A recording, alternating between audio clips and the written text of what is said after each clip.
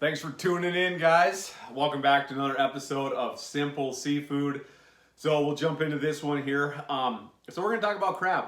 I get this question all the time, and I want to just clear this up, and I'll kind of break it down for you guys. Okay, so all the time I get asked, is your crab cooked?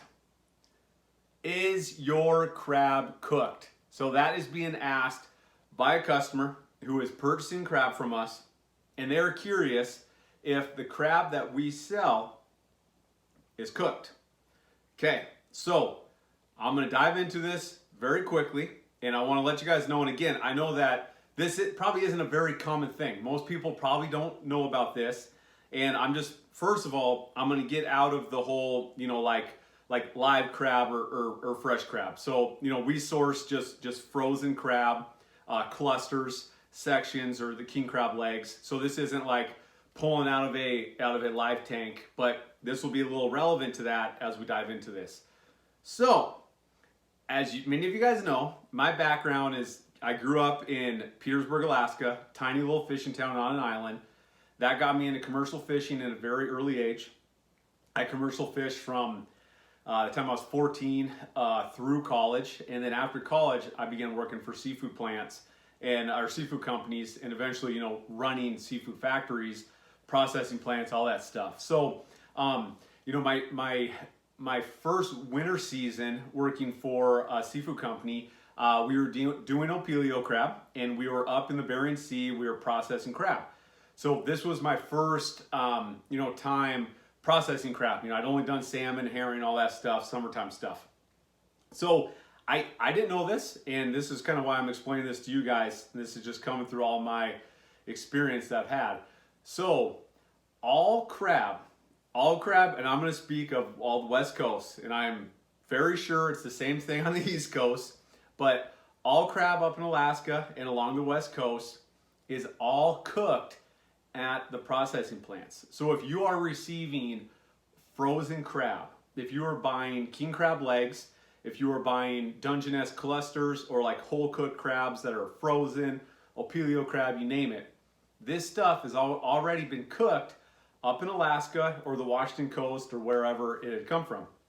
So the reason being is that raw crab, if you just busted into a crab that was not cooked, just raw crab meat, there is a huge, huge risk for things like listeria. And this is things that can make you very, very sick. I know there's some other stuff, that can just make you sick that, raw crab has a risk of. But when I was doing quality assurance and then production during crab, that was one of the biggest things that we had to watch out for, is that number one, we couldn't have that cross-contamination from the raw crab onto the cooked crab, because even at the plants, even like chunks of this raw crab, chunks of meat or guts getting on like the final product that was already cooked, there was a big risk even there.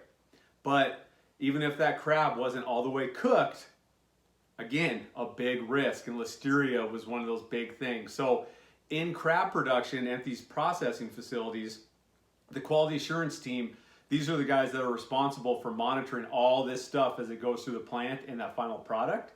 And that is their huge focus during crab, because raw crab has a very high risk of very bad things. So don't go and catch crab pots in Washington or Alaska and, butcher that crab really quick and just dive into it. Even when I was growing up in Petersburg, we'd go do our crab pots. We'd bring that stuff in, we'd clean it, we'd bring it right home, and we'd cook it. So that is the reason why, like, all of our crab, yes, it is absolutely cooked. It was pretty crazy. So I did work in a couple processing facilities to where there was crab that did go out to the Asian markets and got like flown out there. So there is, and it's only allowed it's not allowed in the U.S. and it's a chemical that is actually like put into these crab to kind of maintain it. And I don't know enough about it to get really into it, but like there can be raw crab over in Asia, but there's all this like stuff that's like put into the crab, And I'm telling you, like, this stuff isn't even allowed in the United States. So I had been exposed to that one time when there were some Asian buyers in the factory, and they were talking about that. Kind of the sales guys were talking about that. This is the first time that I was exposed to it. But that's where, like, you know, the crab is it's not cooked; it's frozen raw, and then this chemical is added to it, and then it gets frozen and then shipped out. But what the process is for, you know, all domestic crab is that crab comes in, and let's just go with the clusters. So that crab comes into the factories. That crab is butchered, so the shell comes off, all the nasty stuff inside, all the guts, and then that crab is cleaned. And that's gonna, you know, remove all the nasty stuff, but then you're left with like the shoulder and then all the legs. And this is more relevant for like Dungeness crab or snow crab or opilio when you see it, you know, in the grocery stores, and it's just got like the shoulder piece and all your legs. King crab is a little bit different. You know, up in Alaska, we still do butcher it that way, and it comes in clusters. But a lot of times that goes and gets reprocessed again, and it gets cut up in a different location, so you just have the legs. And that's all done once that crab's frozen. But anyway, so once that crab has been butchered and cleaned, you're just left with the clusters.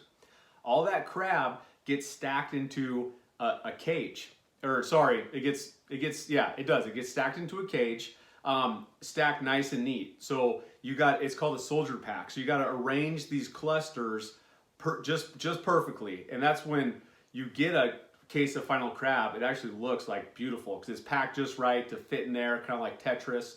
But anyways, then it goes in this cage, and then it goes over to the cooking tank.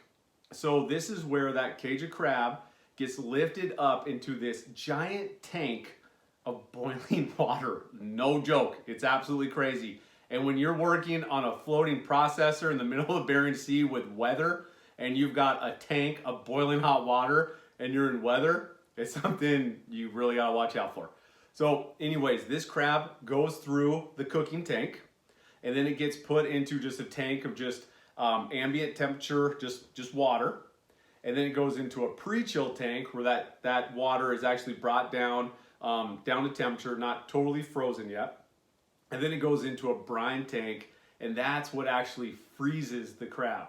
So it's cooked, brought down temperature, and then frozen, and then packed into the boxes, and then it's shipped down, you know, to all the different stores, businesses, and stuff like that. So that is kind of the breakdown of crab. So when you guys are buying frozen crab anywhere here, you know, on the West Coast in the US, I'm pretty sure anywhere on the East Coast too, this stuff is already cooked. So yes, when you buy crab, that is why you see that red tint to it.